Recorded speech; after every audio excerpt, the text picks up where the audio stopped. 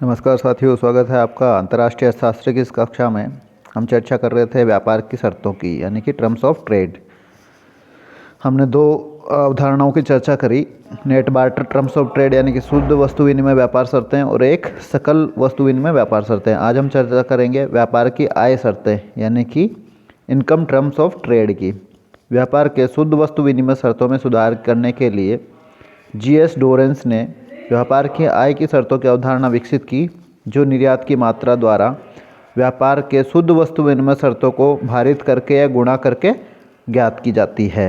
यानी कि जो व्यापार की शुद्ध वस्तु विनिमय शर्तें हैं उनको निर्यात की मात्रा से गुणा कर दिया जाए तो जो निकल के आएगा इंडेक्स, वो व्यापार की आय शर्तों के रूप में कहा जाता है। इसलिए व्यापार की आय की शर्तें आयात की कीमत से विभाजित कर निर्यात के मूल्य के सूचकांक को संदर्भित करती है। तो ये दूसरा रूप कह सकते हो इसको कि व्यापार की आय की शर्तें आयात की कीमत से विभाजित निर्यात के मूल्य के सूचकांक को बताती है। तो प्रतीकात्मक रूप से व्यापार की आय की शर्तों को निम्नलिखित के रूप में देखा जा सकता है।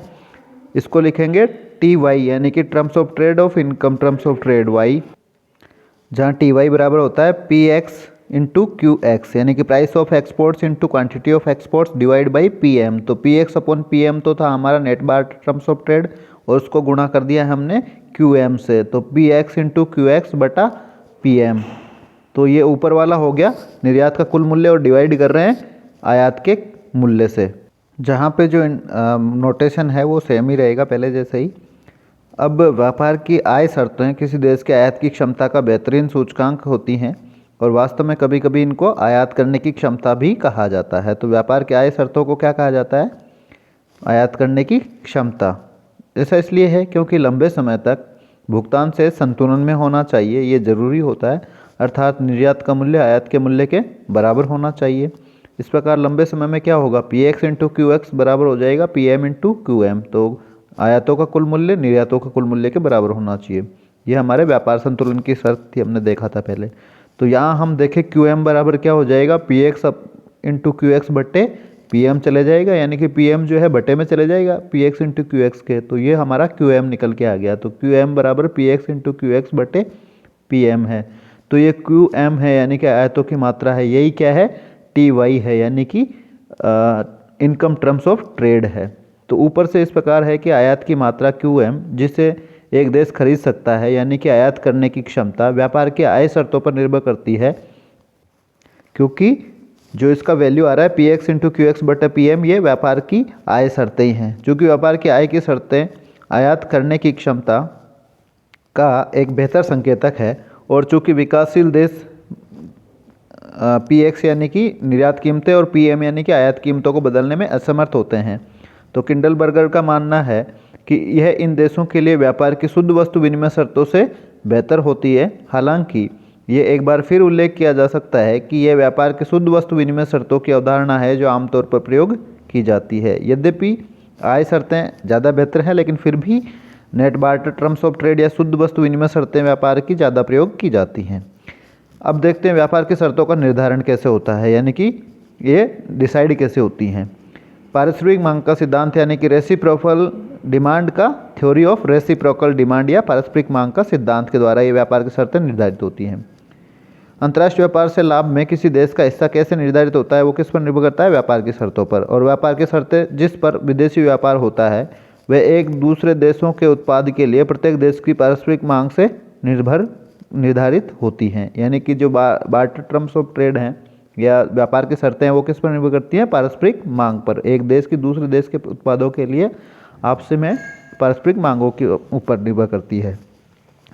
पारस्परिक मांग के सिद्धांत को J.S. मिल द्वारा प्रस्तुत किया गया था। सबसे पहले किसने बताया था? J.S. मिल ने, रेसिप्रोकल डिमांड थ्योरी का। और ये माना जाता है कि यह आज भी वैध और सत्य है, यानी कि अभी आज भी सत्य है। पारस्परिक मांग से हमारा मतलब होता है कि दोनों व्यापारिक देशों की एक दूसरे के उत्पाद की मांग की सापेक्ष शक्ति और लोच कैसी है। यानी कि जो हमारी पारस्परिक मांग है, रेसिप्रोकल डिमांड है, उससे मतलब है कि हमारा उत्पाद हम दूसरे देश को बेचेंगे और उसका उत्पाद हम खरीदेंगे। तो उसके लिए हमारे उत्पाद के लिए दूसरे देश की मांग लोचदार वाली है या स्ट्रॉन्ग है, और हमारे लिए हमारी मांग उसके उत्पाद के लिए लोचदार वाली है या बेलोचदार वाली है। तो ये शक्ति और लोच की मात्रा है, उसको हम रेसिप्रोकल डिमांड से समझते हैं। आइए हम दो देशों ए और बी को लेते हैं जो अपनी तुलनात्मक लागत के आधार पर क्रमशः कपड़े और गेहूं के उत्पादन में विशेषज्ञ हैं। यानी कि देश ए कपड़े का अधिक उत्पादन कर सकता है और देश बी गेहूं का अधिक उत्पादन कर सकता है। जाहिर है देश बी को एक कपड़ा निर्यात करेगा, ठीक है, क्योंकि वो ज़्यादा कपड़ा बना रहा है और बदले में गेहूं उससे आयात करेगा। तो देश बी जो है वो कपड़ा आयात करेगा और गेहूं निर्यात करेगा। तो पारस्परिक मांग का सिद्धांत, तो पारस्परिक मांग से तात्पर्य देश बी के गेहूं के लिए देश ए की मांग की शक्ति और लोच से है और देश ए के कपड़े के लिए देश बी की मांग की तीव्रता और लोच से है। यदि देश ए में देश बी के गेहूं के लिए मांग बेलोचदार है तो वह गेहूं की दी हुई मात्रा के लिए कपड़े की अधिक मात्रा देने के लिए तैयार होगा। इस स्थिति में व्यापार की शर्तें इसके प्रतिकूल होंगी और फलस्वरूप व्यापार से इसका लाभ अपेक्षाकृत कम हो जाएगा। इसके विपरीत अगर देश ए की गेहूं की आयात की मांग लोचदार है, यानी कि वो लोचदार मांग वाला है, तो वह गेहूं की आयात की दी गई मात्रा के लिए अपने कपड़े की थोड़ी मात्रा की पेशकश करने को तैयार होगा। तो दी हुई गेहूं की मात्रा के लिए वो कम कपड़ा देने को तैयार होगा। तो इस मामले में व्यापार की शर्तें देश ए के अनुकूल हो जाएंगी और व्यापार से लाभ में उसका हिस्सा अपेक्षाकृत अधिक हो जाएगा। व्यापार की संतुलन शर्तें एक ऐसे स्तर पर निर्धारित होती हैं जिस पर इनकी पारस्परिक मांग, यानी कि एक की निर्यात की मात्रा और दूसरे के द्वारा आयात की जाने वाली मात्रा बराबर हो जाएं। यानी कि जिसको निर्यात करना चाहता है जितना, उसके बदले में वो जितना मांग रहा है और दूसरा वाला उतना ही देने को तैयार हो, बदले में उतना ही लेने को तैयार है। तो उस स्थिति में जब दोनों की पारस्परिक मांग बराबर हो जाएंगी तो वहाँ व्यापार की संतुलन शर्तें निर्धारित हो जाएंगी। ध्यान दें कि व्यापार की संतुलन की शर्तें दो व्यापारिक देशों की पारस्परिक मांग की तीव्रता से निर्धारित होती हैं, लेकिन वे दोनों देशों की तुलनात्मक लागत स्थितियों को भी, यानी कि घरेलू विनिमय अनुपात के बीच में ही स्थित होंगी। तो ये एक देश की दूसरे देश की जो घरेलू विनिमय अनुपात है दोनों वस्तुओं के बीच में, उनके बीच में ही कहीं स्थापित होगी। ऐसा इसलिए है क्योंकि कोई भी देश उस मूल्य पर व्यापार करने के लिए तैयार नहीं होगा जो उसके घरेलू मूल्य स्तर से उत्पादन करने की तुलना में भी कम होता है। यानी कि अगर वो डोमेस्टिकली जिस वस्तु का उत्पादन दूसरे वस्तु के जिस मूल्य पर कर सकता है, यदि उससे कम मूल्य पर उसको विदेशी बाजार से वस्तु प्राप्त नहीं होती है तो वो व्यापार नहीं करेगा।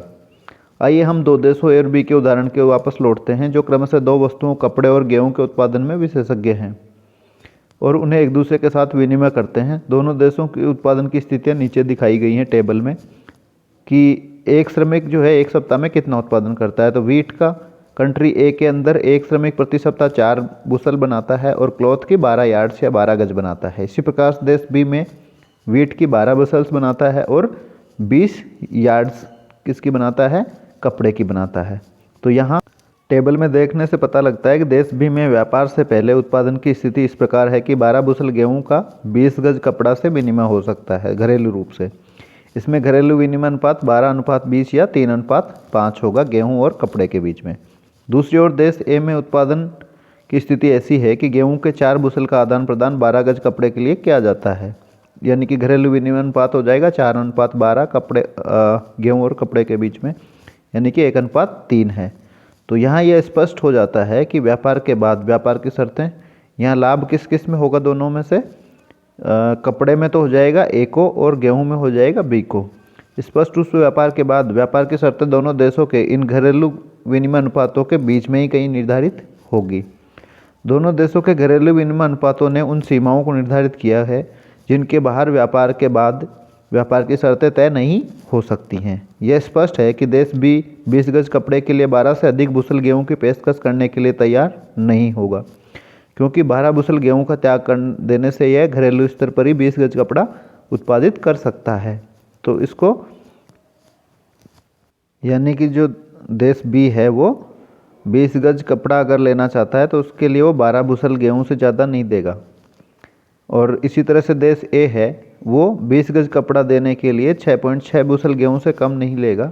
यानी कि 6.6 बुशल से ज़्यादा उसको गेहूं दोगे तो 20 कपड़ा आपको निर्यात करने के लिए तैयार होगा, क्योंकि इसके लिए देश ए के लिए घरेलू उत्पादन या लागत की स्थिति में निर्धारित गेहूं का कपड़े के लिए घरेलू विनिमय अनुपात 1:3 है। ये इन सीमाओं के भीतर ही रहेगा कि दोनों देशों के बीच व्यापार की शर्तों को व्यापारिक देशों की पारस्परिक मांग की ताकत से निर्धारित किया जाएगा कि किधर की तरफ वो कौन से देश के नज़दीक स्थापित हो रही है। ये भी निष्कर्ष निकलता है कि यह केवल मांग नहीं है बल्कि तुलनात्मक उत्पादन लागत यानी कि आपूर्ति की स्थितियां दशाएं भी हैं जो व्यापार की शर्तों को निर्धारित करने में महत्वपूर्ण भूमिका निभाती हैं। दरअसल पारस्परिक मांग का सिद्धांत अगर ठीक से समझा जाए तो मांग और आपूर्ति दोनों को व्यापार की शर्तों के निर्धारक के रूप में स्वीकार करता है। तो ये पारस्परिक मांग का सिद्धांत है जो मांग आपूर्ति दोनों दशाओं को व्यापार की शर्तों के निर्धारण में उपयोग करता है। अब देखते हैं पारस्परिक मांग के सिद्धांत का मूल्यांकन। तो व्यापार की शर्तों का पारस्परिक मांग सिद्धांत दो देशों दो वस्तुओं के मॉडल पर आधारित होता है और यह मानता है कि अर्थव्यवस्था में पूर्ण रोजगार की स्थिति विद्यमान है और यह भी मानता है कि विभिन्न देशों की अर्थव्यवस्थाओं में उत्पादन और साधन दोनों यानी कि कारक बाजार दोनों बाजारों में पूर्ण प्रतियोगिता या पूर्ण प्रतिस्पर्धा पाई जाती है।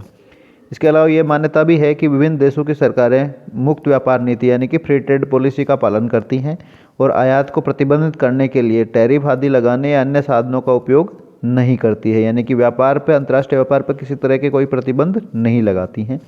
इसके अलावा यह सिद्धांत बताता है कि दोनों देशों की अर्थव्यवस्थाओं के भीतर घरेलू स्तर पर कारकों की मुक्त गतिशीलता यानी कि साधनों की पूर्ण गतिशीलता किसी अर्थव्यवस्था के अंदर पाई जाती है। यह मान्यताओं की वास्तविक दुनिया में कोई अस्तित्व नहीं होने के कारण व्यापार की शर्तें पारस्परिक मांग के अनुसार निर्धारित नहीं हो पाती है। यानी कि ये जो मान्यताएं लेके चल रहा है ये सिद्धांत वो काफ़ी हद तक अवास्तविक हैं, यानी कि वास्तविक दुनिया में सभी मान्यताएं पूरी नहीं हो पाती हैं और इसके कारण व्यापार की शर्तें पारस्परिक मांग के अनुसार निर्धारित नहीं हो पाती हैं। हालांकि जैसा कि ऊपर कहा गया है, हर सिद्धांत कुछ सरल धारणाएं बनाता है। एक सिद्धांत की सुदृढ़ता इस बात पर निर्भर करती है कि इसके द्वारा प्रयुक्त जो निगमनात्मक तर्क है वो कितना त्रुटि रहित है, यानी कि उसमें त्रुटि नहीं होनी चाहिए, और जो अन्वेषित विषय है यानी कि जिसके ऊपर हम अन्वेषण कर रहे हैं, इंक्वायरी कर रहे हैं, उस पर आर्थिक बलों के प्रभाव के बारे में जो निष्कर्ष निकालता है वह कितना सही है अथवा नहीं है। तो दो चीज़ें होनी चाहिए उसमें कि उस मान्यताएं कोई भी हो लेकिन उसके द्वारा जो निगमनात्मक तर्क यूज किया गया है वो त्रुटि रहित होना चाहिए और उसका जो रिजल्ट आ रहा है वो सही है कि नहीं है। इस परीक्षण पर पारस्परिक मांग सिद्धांत काफ़ी हद तक सफल होता है, क्योंकि पारस्परिक मांग निसंदेह एक महत्वपूर्ण तत्व है जो व्यापार की शर्तों को प्रभावित करता है। तो ये इस मामले में सही है। एफ.डी. ग्राहम ने इस सिद्धांत की आलोचना करते हुए कहा कि यह केवल प्राचीन वस्तुओं और पुराने आकाओं के व्यापार पर लागू होता है जो निश्चित आपूर्ति में पाए जाते हैं और इसलिए इनके मामले में व्यापार मांग जो है व्यापार की शर्तों के निर्धारण में महत्वपूर्ण भूमिका अदा करता है। और एफ.डी. ग्राहम ने कहा कि वर्तमान में उत्पादित वस्तुओं के मामले में पारस्परिक मांग का सिद्धांत प्रासंगिक नहीं था, क्योंकि उनके अंतर्राष्ट्रीय मूल्यों यानी कि व्यापार की शर्तें तुलनात्मक उत्पादन लागत यानी कि आपूर्ति की दशाओं द्वारा निर्धारित किए गए थे, तो ये इसमें लागू नहीं होता है। उनके विचार में पारस्परिक मांग सिद्धांत मोटे तौर पर पारस्परिक मांग की भूमिका को अतिरंजित करता है, यानी कि उसको बढ़ा चढ़ाकर बताता है और तुलनात्मक लागत की स्थिति के महत्व की उपेक्षा करता है। तो ये इनकी समझ थी एफ.डी. ग्राहम की कि वो लागत दशाओं को शामिल नहीं करता है, केवल मांग पर आधारित है। लेकिन ग्राहम की आलोचना सही नहीं है। पारस्परिक मांग का सिद्धांत या प्रस्ताव वक्र जो है मांग और उत्पादन लागत दोनों को शामिल करते हुए आगे बढ़ता है। ग्राहम की आलोचना के जवाब में विनर लिखते हैं, जेकब विनर जो अर्थशास्त्री हैं वो लिखते हैं कि व्यापार की शर्तें पारस्परिक मांगों से प्रत्यक्षतः प्रभावित हो सकती हैं और किसी अन्य तत्व से नहीं। बदले में पारस्परिक मांग अंततः मूल उपयोगिता फलन के साथ लागत स्थितियों द्वारा निर्धारित की जाती है। तो वो कह रहे हैं कि पारस्परिक मांग किसके द्वारा निर्धारित की जाती है, मांग की दशाओं के द्वारा या और आपूर्ति की दशाओं के द्वारा। इसलिए हम निष्कर्ष निकालते हैं कि व्यापार की शर्तें व्यापारिक देशों की पारस्परिक मांगों से निर्धारित होती हैं। बदले में साथ में ही पारस्परिक मांगें जो होती हैं मांग और आपूर्ति या लागत दोनों स्थितियों से नियंत्रित होती हैं। इस प्रकार एक देश के निर्यात के लिए दूसरे द्वारा मांग की तीव्रता और दूसरे देश से किए जाने वाले आयात की मांग की तीव्रता व्यापार की शर्तें निर्धारित करने वाले महत्वपूर्ण कारक हैं। इसके अलावा निर्यात और आयात किए गए उत्पादों की तुलनात्मक लागत की दशाएं भी व्यापार की शर्तों के निर्धारण में महत्वपूर्ण भूमिका अदा करती है। तो दोनों तत्व इसमें काम करते हैं पारस्परिक मांग के सिद्धांत के अंदर कि व्यापार मांग की तीव्रता कैसी है और उसकी लॉज कैसी है, दूसरी उत्पादन की दशाएं या स्थितियां कैसी हैं। शेष बातों की चर्चा करेंगे अगले वीडियो में। धन्यवाद।